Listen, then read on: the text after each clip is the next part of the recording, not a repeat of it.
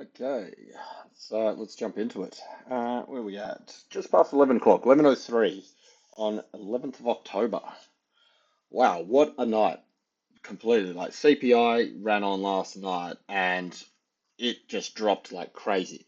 Like we had a sort of, it was weird actually because we had a mix of news. We had unemployment claims, which was a bit of a fair spike up to 258. Look, I'll show the figures actually so we can do the thing, refresh this one here. But this was crazy. Like when this sort of dropped, like CPI's got the ability generally to sort of be like, okay, the data comes out and price just goes poof, or poof, straight up. Like these different sort of news events and that. And as I keep saying, I call the second tier news, so CPI and NFP in that round in that sort of level together. Um, they've both got their own finicky ways of sort of of price action around these things. Like NFP will generally sort of like wobble around a bit, up and down, and after half an hour it shows its true direction. And CPI is generally just either a rocket or a rock, and just boom, just goes straight away. But this was a little bit different. It was like up and down, but like within seconds. And it did that for the next sort of half hour or so, and only after a little while later did it actually start to sort of actually, as I assume, sort of people sort of had done enough of their sort of calculations with it all to sort of pick what side they wanted to take on it.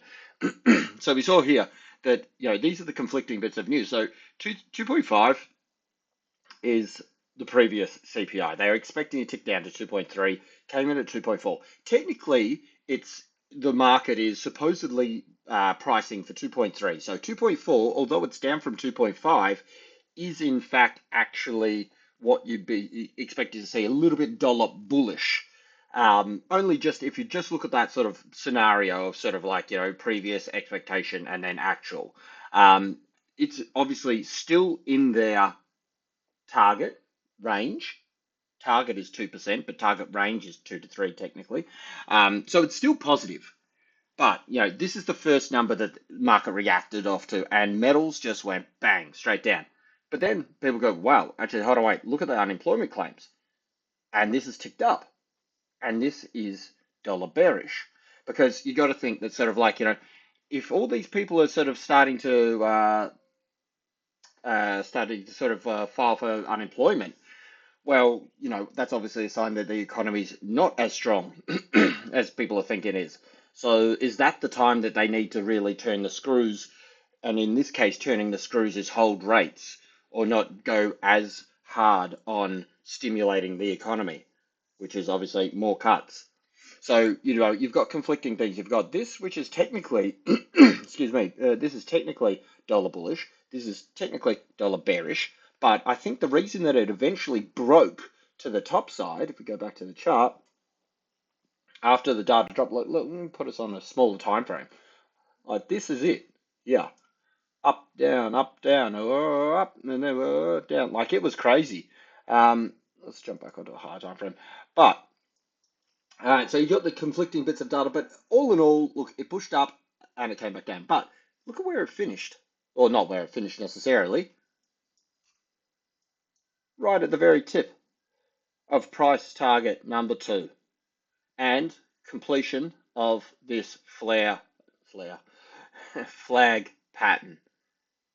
This is why I love technical analysis because you know what there's sort of like there's times and you could say yeah it just happened that but come on I mean look this is what we've been calling from down here at around 100. you know DXY is a massive thing to move and it's gone up 3% and we've called it from the lows.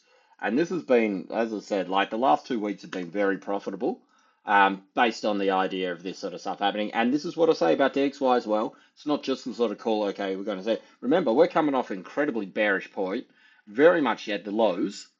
And these points coming through here, this is what I say. This is why it's important to only trade a couple of things and really, excuse me, understand how they work. DXY has got a habit of doing these things where it looks like it's about to fall over, looks like it's about to fall over, and it jams up high, jams up, jams up. It won't last forever, of course, but it does have a habit of doing this. And as you can see, it is continually pushed all the way up here. So up in here to price target 2, or we're talking sort of 2 points or something. from 103 to 103.2. So 103.177 or so. So yeah, to 103.20. So close enough, good enough. Plus the fact that we completed this last leg flag measured move pattern. It has been crazy. It has been absolutely, the last 2 weeks have just been very, very solid trading. And even just this pullback move through here, we can say, like, yeah, we got the breakout NFP. We said, look, we're going to come back here, retest this level, retested it to the cent, and then shot up here. Bang. And, yeah, as I said, this is why I like technical analysis, because when you do mark these things out, and also particularly these little sort of analysis videos are great because you've got everything documented. It's not this sort of no hindsight sort of trading and going, oh yeah, I said that was going to happen. Like literally, I can go back day after day after day, even back down here when I drew in these levels. So anyway, back to what's actually happening now. So we saw the sort of completion of the of this little measured move here, price target, yada yada. Markets agreed and they've sold it off and it's come back down. So all in all, it didn't actually move a great deal from where the data dropped. So the data dropped, around here. This is a 1 hour candle. It dropped at 11 o'clock. So it dropped in this candle here. Flew down. Oh, sorry, flew up, flew down, moved all the way up and back down. So it's pretty much exactly, as you can see right now, where it was as it sort of started. Well, as the data dropped. So it wasn't real, like, apart from the fact that, it's chopped and changed and moved all around, yeah, it's still at the same point. So I'm not a diamond top trader. Like I don't like that technical setup. I've tried it a couple of times, but it never really seems to work for me. But the general idea is something this sort of nature. Um, this to here, to here, to here, something like this. And generally, sort of what happens with it is that you'll have a little sort of small, like sort of consolidation period, really wild fluctuations at the top like this, and then back into a little bit of a sort of consolidation period out the other side. And they're typically, if they play out, they're reversal patterns. Diamond tops aren't continuation patterns. Typically, they are. This is the kind of setup of it, and it's sort of expected to sort of go out here and then sort of roll over and come back down here. Which, to me, the way that I'm sort of seeing things, because, although it's back to where it started, if you look at sort of, look, let's put them side by side. If we look at a couple of other things, so we got gold here, right? Gold, bang, bang, bang. Gold's certainly not, these on the same time frame? Yeah, look, gold's not back to where it started.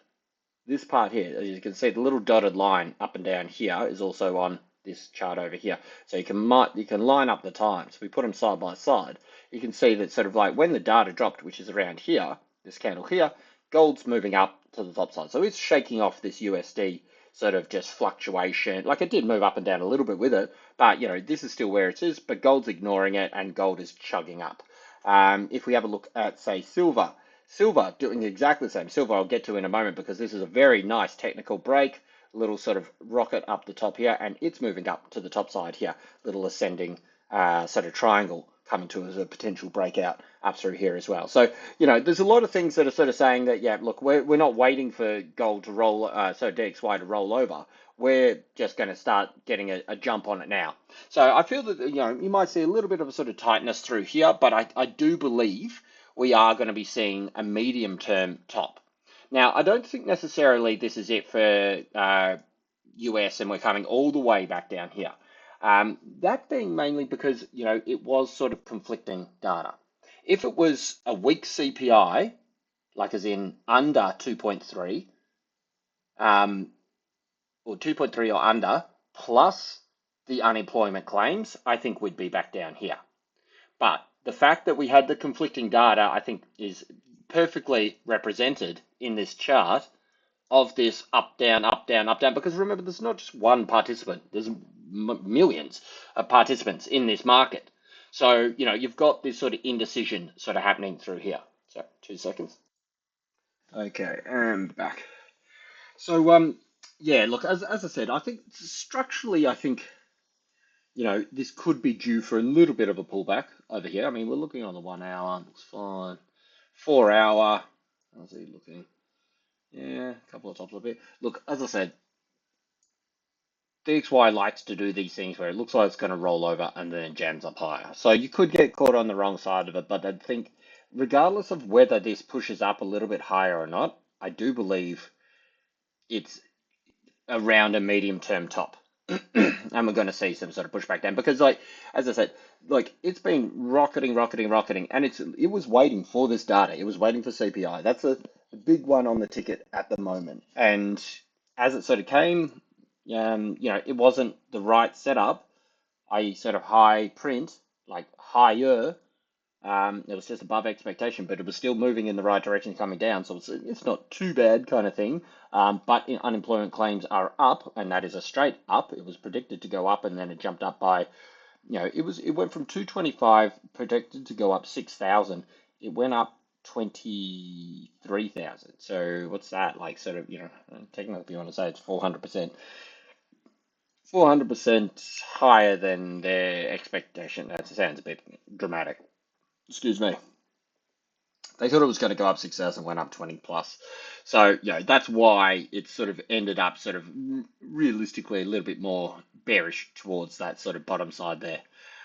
So yeah, look, I think that's the sort of way to play it at the moment. We've hit some price targets, we've hit some sell zones, we've known that the sellers are sitting around here. Like this is the thing, and I cover it over and over again, and this is what trading's about. It's the same stuff, repetition. Look at where the sellers were. Look at where the sellers were. These kind of areas here, and this is where the sellers have stepped back in again.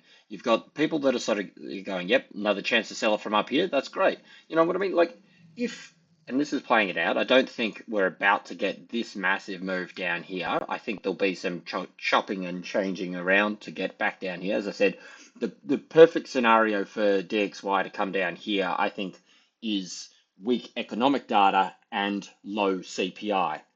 That's when you see that scenario, that's when US dollar is going to get hammered down. But remember, they are still cutting, and now the conversation is going to be like, well, if unemployment's going up, well, do we need to do something drastic about that?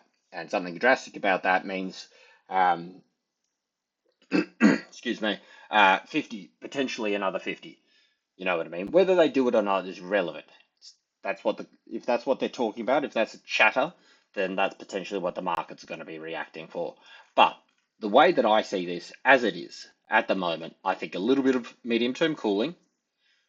This is a big area to break, and it decisively broke here. Like we didn't just get this little failed attempt, and then rejected back up here. That's a decisive break. Plus, you've got this falling resistance coming down here. So if we get a bit of weakness, medium term, I'll be looking for something potentially down to tops over here or around this level here. So say 10 was it 107 to 108 about here, and then I'd expect potentially a push off up here.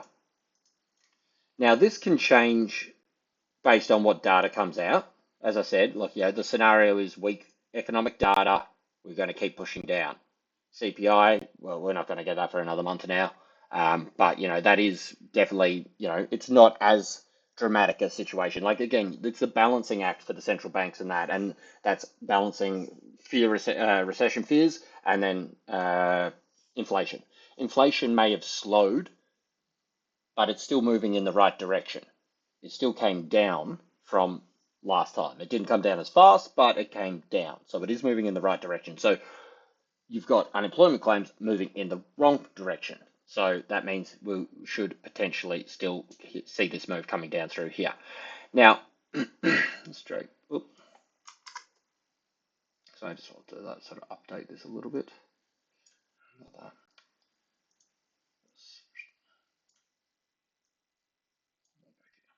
Even though I don't like diamond tops, as I said, I do believe this is a bit of a medium-term top. All right, so let's just have a quick look at some potential levels for it to come back. Yeah, so this is based off this last push, NFP push. So, look, you know what? I'm actually going to go a bit bigger. Jeez, too many lines here. Say that every day. Drag this from the bottom here.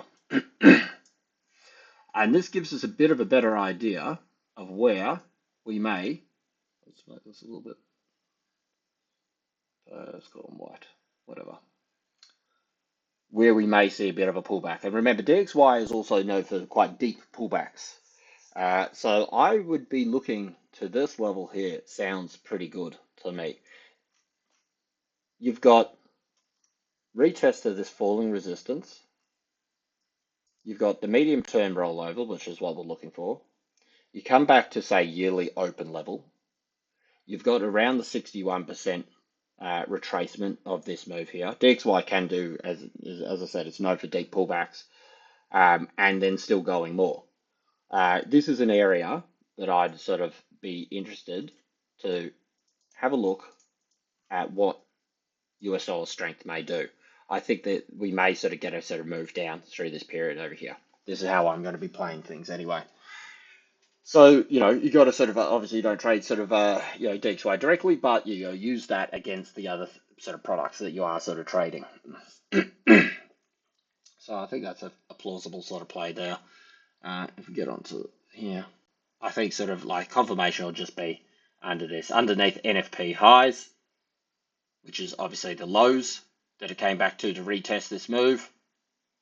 I think once we get this alert under 102.70, I think that'll be down here. Look, it's not going to go straight like here. It'll come down. You'll find some support where it found support here previously. Come up here, like it'll do down like that. But that's the general sort of way that I'll be sort of trading US dollar. Well, in this case, weakness, but whether it's strength or whatever through this period down here.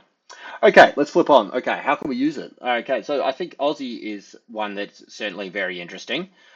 This is exactly, I mean, I drew this, I can't remember whenever, but this is almost sort of like, let's see if we do get this move down here. Jeez, that will shake me out for sure. But I don't think we're going to do it. I think we may potentially get a move up over here. Give us a break above this level here, and I think that's good enough. I mean, look, a close obviously is better. Break above range. So above 51, and particularly a close above there will be looking very good. Now, we've got a couple of levels we've got to contend with. We got sort of, let me get this out because that's a irrelevant one. That's not NFP this time, it's NFP from the past. So yeah, if we get above here, we've got a couple of levels to contend with. So we've got 67, which is going to be an interesting area through here. So this, obviously, previous highs over here. We do have a little bit of a wick high here from that sort of crazy sort of move. This is insane. It was 4 o'clock. I'm not quite sure what it is. More just a technical thing. Bang, it exploded, and I just went bang, bang, bang, bang, bang, closed all my positions. So it did quite well. And, subsequently, it sort of came all the way back down here. But if we get above 67, I think that's going to be quite interesting because that's going to take us out of this falling resistance here. Again, these things don't typically go through first time, so I'd expect a bit of a pushback here.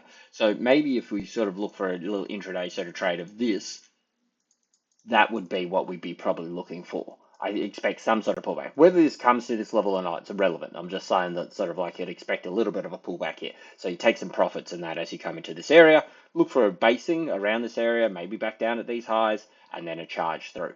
But once we get back above that for a second time, I think that's going to be opening things up for larger moves here, maybe back test down here, and then sort of go up, these kind of things. But as we see DXY, if this works out to this plan, if we see DXY sell off and US dollar sell off broadly across the market, then you are going to see Aussie appreciate because particularly with Aussie, the RBA are very, very strong in their words that they're not ruling anything out. They're not even saying, hey, look, hikes are off the table. They're saying they're not ruling anything out. Our inflation's still at 3.4%, well above what they're doing. The conversation's 25 or 50 base point on from the Fed. Aussies is hike or hold. Maybe not hike now. I think hikes are pretty much off the board, but hold or cuts, one by the end of the year or February or mid next year. You know what I mean? It's behind. It's kind of like if you see the two things going down the track, RBA is definitely behind, and they've got a little bit of leeway to do this because if you have a look over here, this is after the US has already cut 50 base point. They're still at 5%. There you go, last change here. I didn't realize you could expand these. Um, Aussie 4.35. Even if the US cuts another 50 base point, they're still going to be higher than what Aussies are. And this is the thing, while sort of like, you turn on the news and everybody's like, oh, all the big people around the world, they're cutting, they're cutting. But it's such a sort of like basic outlook at these sort of things. Like, our inflation's still high. We didn't go as high with them as the cash rate. They've got a different setup to us, like in the terms of sort of like home loans and all this kind of stuff. Like, they're pretty much fixed. They're fixed for their 30-year periods or whatever. We're fixed for like, I don't know, 2 years or 3 years or something like this, if that. And then it goes on to sort of variable. So, again, we're a lot more at risk of these sort of things, a lot more impacted, sorry, I should say, by these things. So you got to take these things into account. It's not just like, oh, but everybody else is doing it. Yeah, okay, great. Anyway, that's a bit of the bigger picture. Short term, you want to get above this level here. If we don't get above this level here, and we do see that little extra jam up from DXY, back down to the bottom of the range. I don't know if I'm going to get my buys down here in the 90s. I would have liked it. I told you, it's sort of like where we get, got very close to this buy zone. Look at that, kissed 67, very close to that buy zone. And this is through that data yesterday. Jeez, I didn't realize that actually got so close to it. As I said, around the 90s, generally 92, 93 is where I like to sort of get the buys in deep into the 90s and then a rejection back out. But this is what I say, and this, again, this is the point of sort of only trading a few things. You get to know them a lot better, and the 90s I know generally are a very strong level. I mean, this is 67, it's a round number. It's not like, wow, you know the nuances. But yeah, it did react very well from there, and we're up 40, 50 points or so from that period. So Aussie's looking a little bit not necessarily looking better, but just not looking so bad. So a break above 67.50. We look for 20-point move or so up to 67, 67. A little bit of a pushback. Second time through there, I think will be a good confirmation that we sort of move up. And then we can see a little bit more medium-term growth. In terms of where Aussie's going to go, that's the short term for you right there. This big channel, really flirting with the bottom side of this level here, has got two sort of things in its future, in my opinion. Let's clean a bit of this up. It's coming back here. Boom, boom, boom. All right, so we've either got a fifth wave, which is going to take us to all new highs up over here. Again, if we see weak economic data from the US and we hear more 50 base point cuts, we hear RBA saying, hey, look, we're going to stay hawkish. We're going to sort of be holding through till mid next year. Anything like this, I don't think they're going to hike, but certainly if they said they were going to hike, or if they did hike, Aussie would be rocketing. But I think that's a bit off the table. So what we're looking for now is leg one, leg two, leg three, leg four, and now this is the all important one for here. I do believe this is going to give us a medium term high. It's just a matter of whether we get lower high from this one here, in which case we would start to draw out something along these lines and have a little bit of a channel come back down over here. Or are we going to get a double top, in which case we would look for something like this? Or are we going to get a higher high and come up here and complete this channel? They're all plausible technical outlooks for Aussie. I think we have got a sort of medium-term low in at the moment. Got it, mate.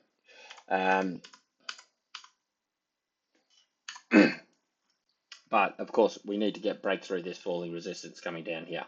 Any sort of further break just down to the bottom side here, say we go down into the 66, 50s, that kind of zone down here, I think that's going to be spelling some trouble for Aussie. I think this is something that it's respected enough on both sides. It's come back here. I think we have to have at least a push up to 68, low 68s, before we see some sort of potential sort of failing rally attempt and we put in a significant lower high and we see that sort of further deep pullback over here. And again, this is sort of just goes along with how I'm sort of particularly seeing potential sort of US dollar weakness in the medium term, and we could potentially see Aussie sort of react a little bit better and sort of, sort of recover a bit towards 6,800, if not, a little bit higher, maybe 68.50s, these kind of areas over here. So yeah, that's a short term and also long term sort of view or medium term view with Aussie. Let's flip along. We got silver. Silver played very nicely yesterday. Look, we had this little bit of a sort of pullback channel. I've covered this a number of times as to sort of why it didn't come here. But the big thing that I'm interested with silver is if it can find what it needs to get back up over here. I think this is the time for silver. If we jump onto a higher time frame, and this is the thing that I drew out the other day. And as you can see, this is a nice big bullish thing. This was the plan because we've got this strong sort of line here where we know the sellers are holding. We've got this sort of like kissed it, tested above it, didn't make it, came down. Buyers ran it all the way up. Again, didn't do it. Bang down. This is grabbing liquidity each time. Coming down here. And I said the other day when we were down here, at 30, around 30 in that, this could potentially be the thing that gets a run up over here. If we do get a run up over here, then I think that this would be the time where we may potentially see a big breakout. I think this is it. Like, we've got so many times coming up like this. I don't know if there's a name for this pattern, but certainly I've seen these things go before. It sort of grabs liquidity, comes down, stops these people out up here, stops these people out here, and reloads each time and just grabs more and more liquidity. You got to think like, these have been very big sort of little spikes. This was a little weird sort of one after the NFP, which I sort of spoke about at the time. I couldn't see a reason for it, and and I was right. I mean, look, it sort of came back from, I didn't catch it at the top or anything, but it's 32.90 or so down to, it's almost $3 drop off, the 10% drop in like, 4 days. Um, you got to think that maybe if we sort of think at least above here, there's going to be a lot of liquidity. Like the people that were shorting here, people that were shorting here, people that caught this short here, I think this is just building up a whole heap of short stops. And I think if you get up above here, we're going to see a big jam up. I think this is the potential that'll give you something to move up to, 35. Now, I don't know this as a sort of measured move. I'm only doing this for my, my own knowledge. If this move comes here and this breaks up here, I think that's a plausible way to work out a measured move from these kind of setups. I mean, of course, look, we still need to get to 32. As I said, a close at 32.50 is going to be the confirmation for me, at least to sort of fill that wick. And then obviously above that, we're going to be going above there. So let's blank you stop losses. There's where I think the stops will be. But I think this is a very much a plausible play if we do get up above here. And then so it means if you do get your close up here and we do see a breakout of this level, you can kind of try and ride it to mid 34s. I think that's a potential setup in that. So again, look, that measured move is just something from my own knowledge. That's not based off anything necessarily. But look, if I'll obviously sort of keep this on here and I'll follow it sort of as it plays out and see if it happens. I mean, it'd be nice to sort of do all this work and then see it go down over here. But I think sort of certainly it's got the setup to potentially sort of be coming back up over here. And if we do see that medium term weakness with the US dollar, you're going to see metals appreciate a little bit more. Mainly gold, I think, will be a better beneficiary of it all. But I think that as that happens, you may potentially, not may potentially, that'll drag silver, and it could drag silver to a breakout, and that'll be a massive one for silver.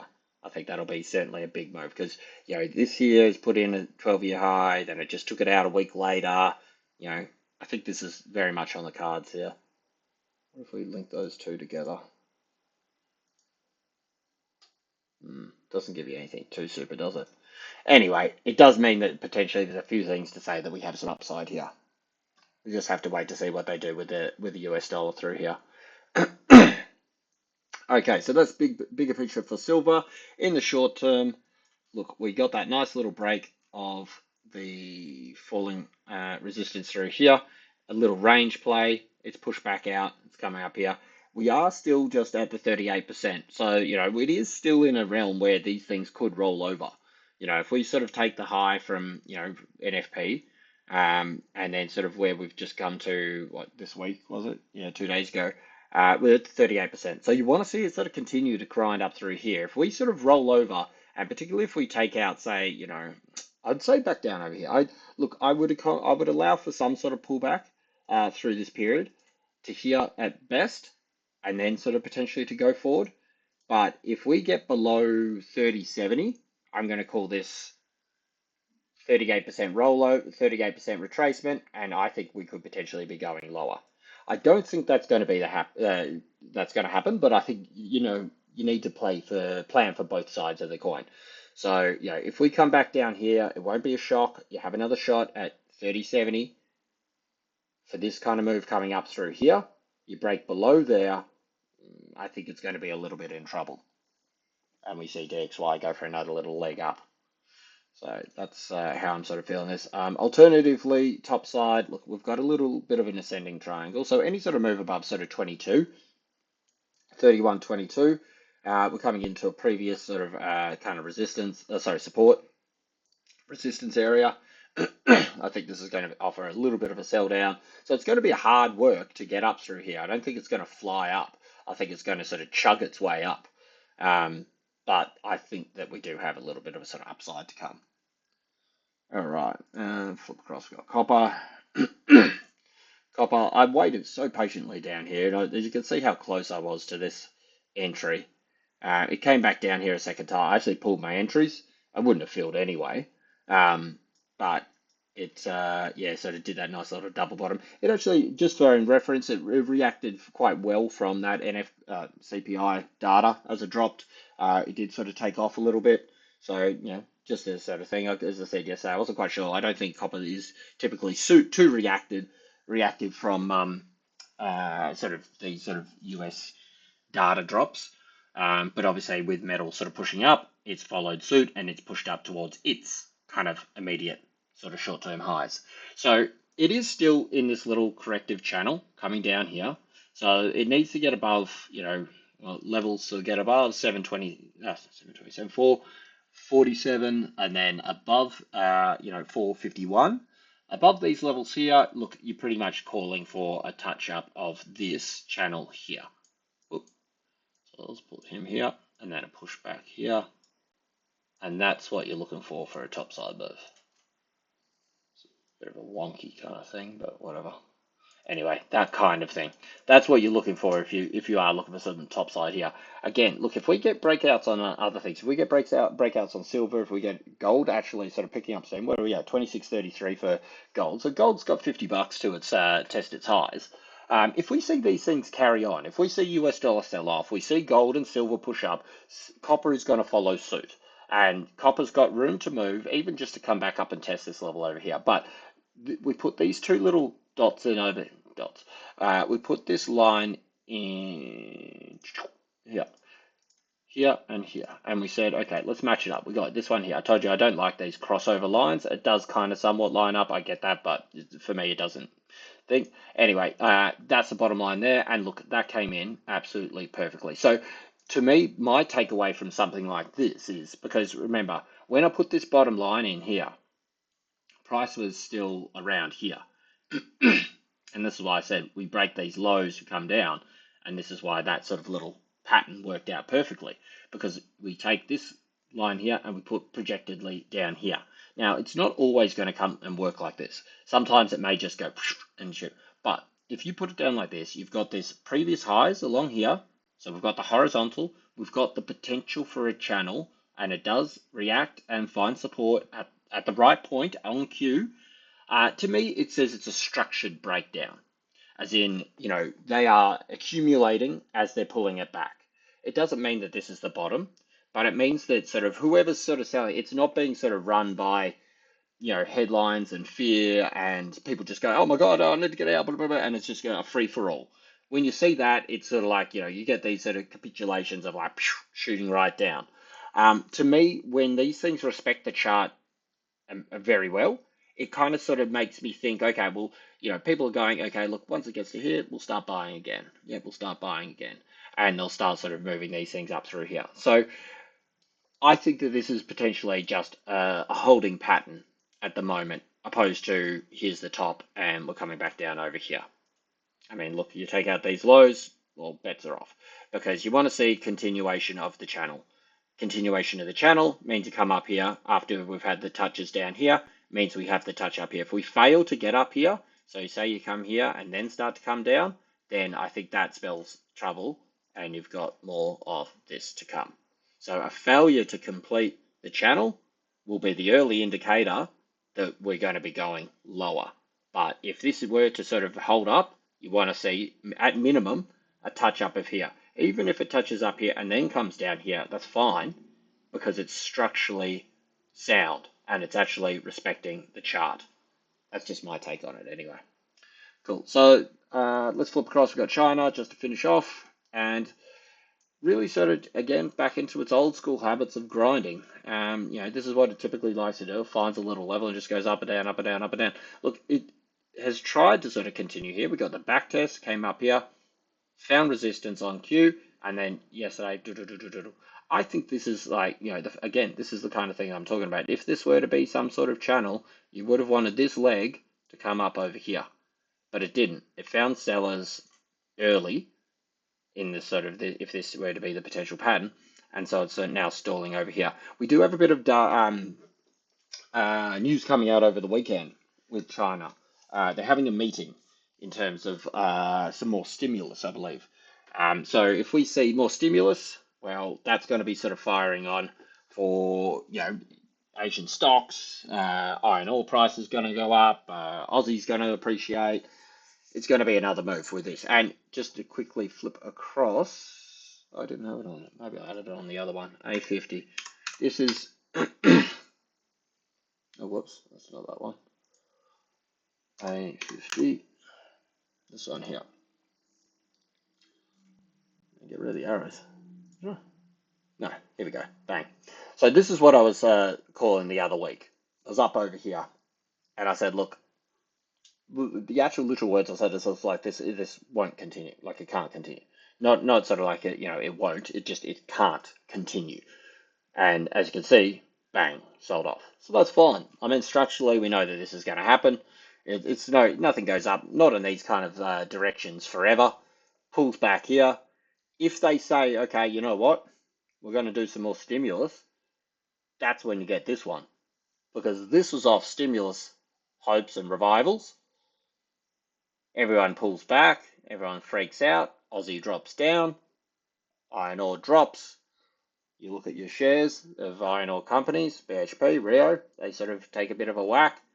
Everyone freaks out, risk takes a hit, US dollar runs. And then what happens when they sort of come up and say, hey, you know what, we're going to do more stimulus? Bang, back on here for another leg. So again, this is just another thing that I think is sort of lining up potentially. Oh, look, they could come out and say, hey, look, that's it, we've got no more stimulus. If you get that, then you may undo this whole move. But this is a big jump. It's 44% in like, 2 weeks. It's a big move. I think that's got to be respected. And generally with these things, you'll come back and then you'll have at least another go here. You can see trying to find some support now, probably just on the idea that they're having this meeting. Because, people don't wait till this happens. This is what pricing in is. And this is why sort of like people sort of like will take their positions early because you don't wait till it happens because they're the people that get snapped out. Anyway, back to China. We're seeing it overbought. This is on the daily. Overbought, double top at this resistance here. You need to get above this level. That's it. And then above there, you're looking at, say, 713. Yeah, 713, 714. This kind of zone up over here. At the moment, you got technical lower high here. You got, if you look at these and connect these across, they are technically coming in a little bit lower. Let's make it a bit thinner. Oh, I've got such thick lines on. Again, this is pretty much just the same level here. Take out this level here, failed breakout. So below 704, we come back down here, price targets down over here again. If we get above 710, 714, that's the kind of level there. So I think this is probably, maybe it just sort of stalls into the end of the week. I don't see a great deal happening. Um, I could be completely wrong with that, of course. But if anything, I think the fears are the risk is more for the downside here. Um, it's overbought. It's attempted to push through this level twice. It's putting in some lower highs. It's testing this potential sort of rising support, a close down here, and then a sort of dribble down. I think that's what we're going to see. And as I said, look, if we get more stimulus, well, that's going to be good for China, good for yuan, and it's going to push down over here. You'll see Aussie push up. You'll see US dollar take a bit of a whack. And if they fail to do that, you may see it push up to the top side over here at 714. That again, that'll weigh on Aussie. It's just the inverse relationship with it all. But I think that this is potentially coming into a bit of a failed breakout attempt. Unless they can sort of prove themselves and put in, like, reverse this candle and jam up here to 710, 711, then I think you can be looking up around the 714 area before we see a little bit of a pushback down again. But at the moment, it's looking a little bit like it wants to just roll over. All right, have a quick look, see what we have news-wise. It's ages just been very quiet for data, and we've got absolutely nothing coming out today. We got GDP in UK coming out, ticking up a little bit. Doesn't really affect us so much. UK data or GBP data doesn't really tend to affect too broader stuff. Like gold's not necessarily going to be affected by this. Aussie certainly won't be really, unless they're like sort of massive shocks. Like say this comes in at like negative, so -3, or it comes in at like 5 or 6, 0.5 or 0.6 or something like that. Big shocks that'll reverberate through the market and all the different markets. But if it's in the realm of it all, I think that's fairly isolated. Maybe Euro gets a little bit of a sort of flow on from that as well, but we'll see. Where we at? 11:50. Okay, we got some volume hopefully coming in 10 minutes. Quick note from yesterday: the volume didn't come till 12:30. So 12 o'clock is the volume hour, or 11 o'clock most of the year, and now we're in daylight savings, so it's 12 o'clock. 12 o'clock is the volume hour, particularly for metals. But yesterday, 12:30 was the hour. I actually got a very nice trade yesterday. So the silver dumped down and then straight back up. Anyway, flipping through, not a great deal, and then tonight, 11:30, PPI. So it's producer price index. So you got CPI, which is obviously the consumer, and then producer price index. So this is the people that are sort of making the products and that, and how the inflation is affecting them with it all. And both of these are looking to tick down. So pretty much the same sort of thing as the CPI. I don't think it'll have as big an impact as the CPI, but it is the same sort of thing in the sense of if it comes down, well, that's one less issue that they have to really worry about. If it ticks up, well, the idea is that if the inflation's higher here as they're making it, well, then it'll trickle down and that'll come into the consumer down the bottom. If the PPI is low, well, it's going to put less incentive or need for them to push up prices, which will then flow down to CPI down here. So again, low numbers, you'll see a weakening with US dollar. Stronger numbers, you'll see probably a little bit more of a firming up and hold of US dollar. All right, that's it from me.